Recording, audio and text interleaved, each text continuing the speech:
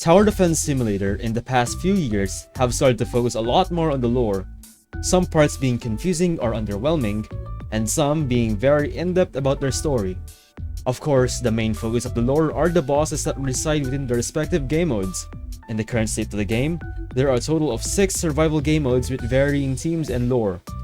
In today's video, we will be discussing an in-depth analysis of the main 6 survival bosses and their backstories. Before we start, I should note that the entirety of Hardcore and Voidcore will not be included in this video due to how extremely rich in lore these modes are. If I were to ever discuss these modes, they would have to be discussed in an entirely separate video. So please do watch this video till the end and support me by subscribing to my channel as well as liking this video, so I can see if you guys are interested in these types of story analysis. That's all I have to say for this intro, and let's go on with the rest of the video. Let's start with the first ever boss that will be introduced within this game, the Brute.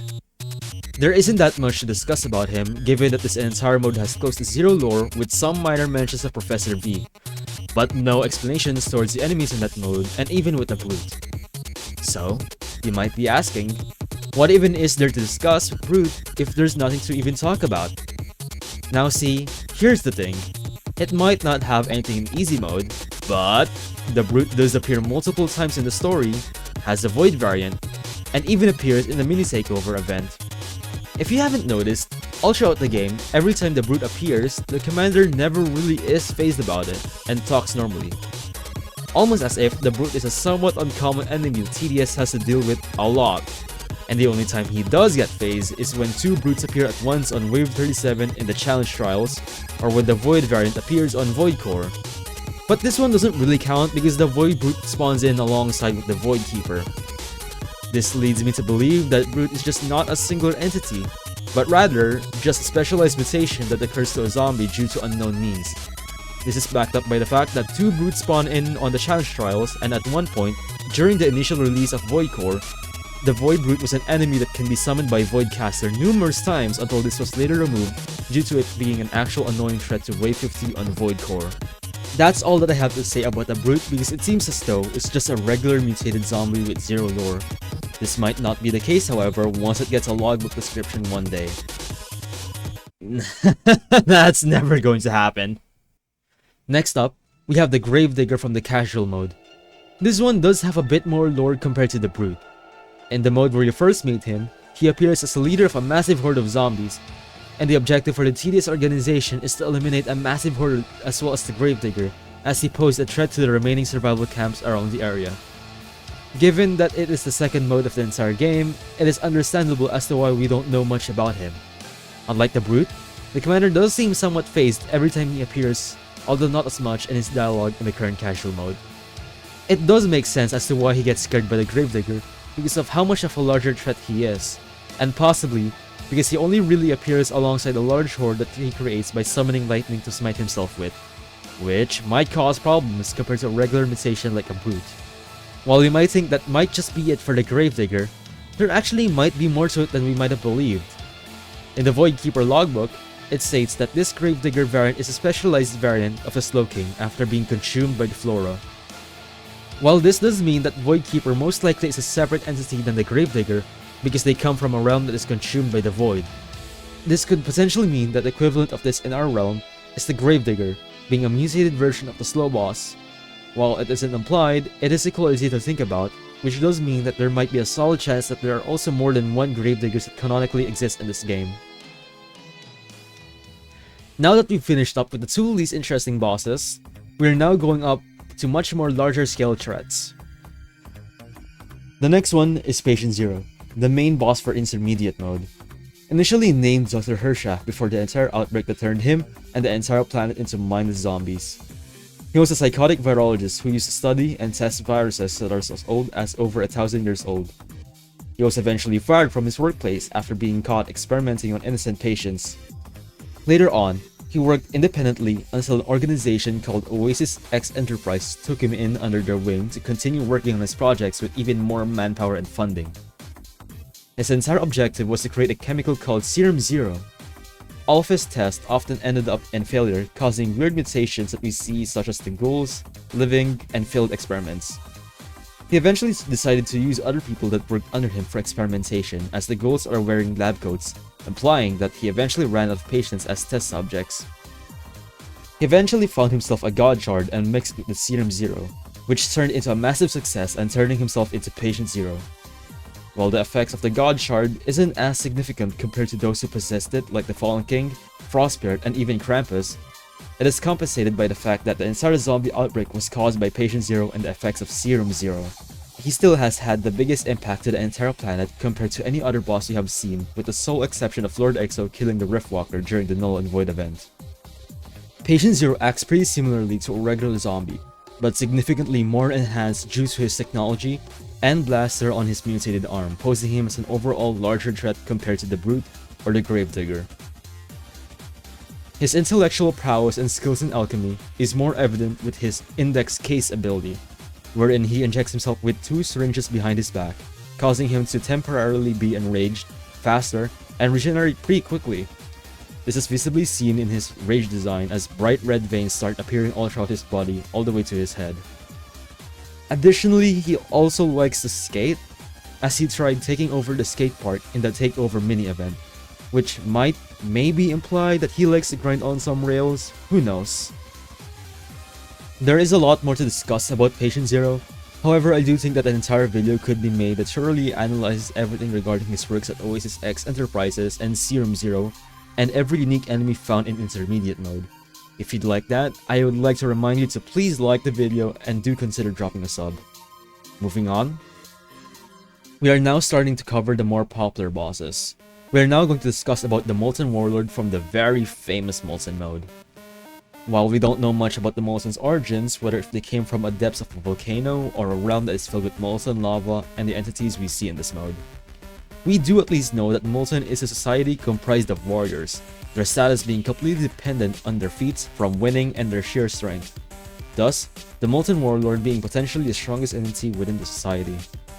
Just like the other Molten enemies we see, he is covered in rocks and is mostly armored made from scrap from an outpost that the Molten raided, that most likely belongs to the Tedious organization, which is why this whole conflict is happening to begin with in the Molten mode. He also dual wields a comically large pickaxe on his right and a hammer on the left, which he heavily relies on to attack with, although not completely reliant as he is able to conjure up a fireball from his body and summon a large ranged Molten Rain that attacks towers indiscriminately. After being defeated, the Molten Warlord is overwhelmed and struggles to maintain his form and explodes due to the damage he took from the fight. This is actually the only boss we ever see in the game to explode and have his parts be scattered across the map. While there is a modifier that exists for that, it only ever really appears on the classic event, and that doesn't count. While there are many theories that the Molten and the Molten Warlord originates from the Nightmare Realm in the Hexscape event, due to their similar theming and the realm sort of having a hellish landscape sort of vibe. But I don't really think that's the case due to the enemies that we face in the Hexscape sort of have a more dull red color, which causes them to look more like demons, and I don't think that's what the Molten enemies are meant to resemble. Additionally, he also likes to skate. I don't know why, but a lot of these bosses just really love to attack the local skate park. Is this like an objective of Lord Exo, to just overtake and conquer an entire skate park in the middle of the city in this specific realm? I don't know, but it sure is funny though. The next boss we'll be discussing about is arguably the most famous one in the entire game. Well, except narrator. Of course, I'm talking about the Fallen King, for the longest time being the most difficult and challenging survival game mode within the entire game for essentially most of the entire game's lifespan. This mode is the first one we've discussed so far that actually does have enemies with logbooks, allowing a much more in-depth analysis regarding who the Fallen King was and who he is now. Once upon a time, the Fallen King used to rule an entire kingdom, which devotedly worshipped 2X and was able to harness his power to a certain degree.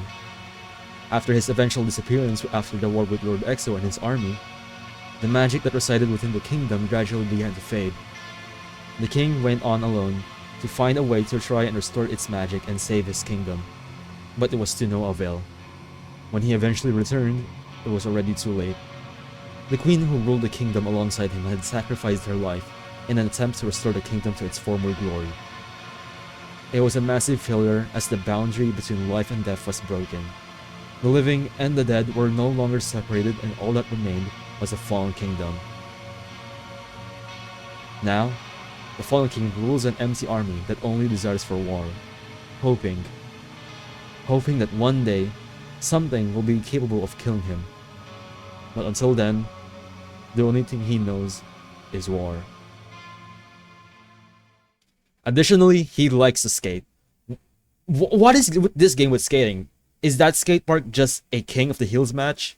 Why are they also focused on raiding a public skate park that you can find literally anywhere? Why that specific park? Okay, so that part was a bit lighthearted, but let's focus a bit more towards the Fallen King itself. He's a king that is heavily coated in armor, most likely the one he's been using during the golden era of his kingdom, but only worn down and cursed by the very souls that reside within his kingdom. He specializes in summoning a massive horde at will, which makes sense due to his status of being a king of a massive kingdom. This alone already makes him a major threat to the tedious organization, as his army can be extremely overwhelming in certain circumstances. He is also capable of conjuring up a rain of crystal comets that affect the entire map. Of course, the sword isn't all for just style. He is capable of doing a wide triple slash that he does typically use a lot, and for his shield, yeah, no, that's just for cosmetics and for aura related purposes. We are now on the very last boss for this video. If you've enjoyed this video so far and stayed this long, please do support me by liking and subscribing to this video, as I've spent quite a lot of time and effort into this. See, the Frostbird is a weird one. He actually came out twice, one being the canonical one, which is the Operation Ice event, and the other one being a non-canon storyline, being Frost mode itself. To make this make more sense, let's just say that the lore of the Frost realm provided by the Operation Ice event and Frost mode are in fact canons explaining the Frost. However, the only thing that isn't canon is how the Frost realm invades in the survival game mode, because the one that's actually canon is the one in the Operation Ice. So, let's begin. Frost Spirit is one of the few major entities within the Frost realm and has its very own faction. Unlike the Fallen King, it seems as though the Frost Spirit has little to no care to its people at all, as the logbook states that he demands absolute order and sacrifice from his people to achieve his goals and desires. For unknown reasons, when he appears in Operation Ice, he was chained up within a tomb, only becoming free when the children of Exo used the Staff of Krampus to free him, which is why he has a lot of change in his design. On a side tangent, I just want to point out how incredibly annoying drawing his chains can be. I have not seen a single artist that draws him frequently not complain about the fact that drawing him accurately is a nightmare. Moving on. Once enraged, he breaks free of said chains and his tail turns purple. Because most likely, at one point in time, the Frost Spirit was in contact with a God Shard. This is more evident by his torso having a lot of purple veins. He is an even more major threat compared to the Fallen King, as the Frost Spirit is from a completely different realm that is abundant with creatures with varying strength. Do take into consideration that his logbook states that he is one of the strongest entities within the Frost realm, meaning that there are more that are similar to, if not, even more stronger than the Frost Spirit.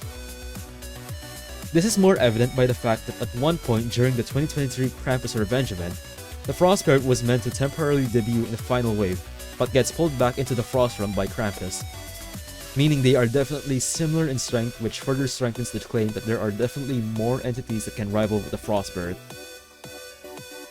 There's also this one teeny tiny detail that I noticed within the Operation Ice event. On the debut wave of Frost Spirit, Dispatcher says something quite interesting. We've got visuals. Is that a Frost Spirit? While this might have been eventually retconned, I do firmly believe that there are more than one Frost Spirits within the Frost realm. But there isn't much evidence to back that up, so I won't go any further with this fact.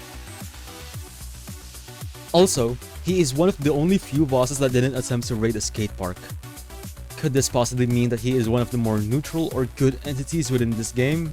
Who knows, but I'm so glad he didn't go deciding to skate on that specific day wherein just every single boss just wanted to grind on some rails. That's pretty much all that I have to say for this video.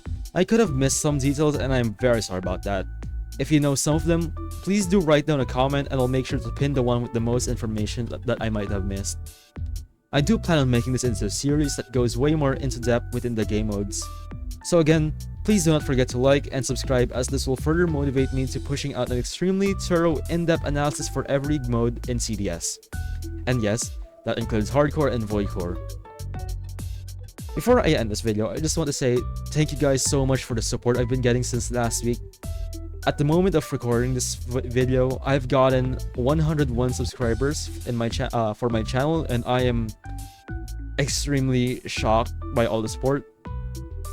Anyways, that's pretty much it. I have like some I don't know what these are. I have like some fries. I mean, they're not exactly oh no. I have some hash browns like right next to me in my desk, so I'm gonna go now, guys.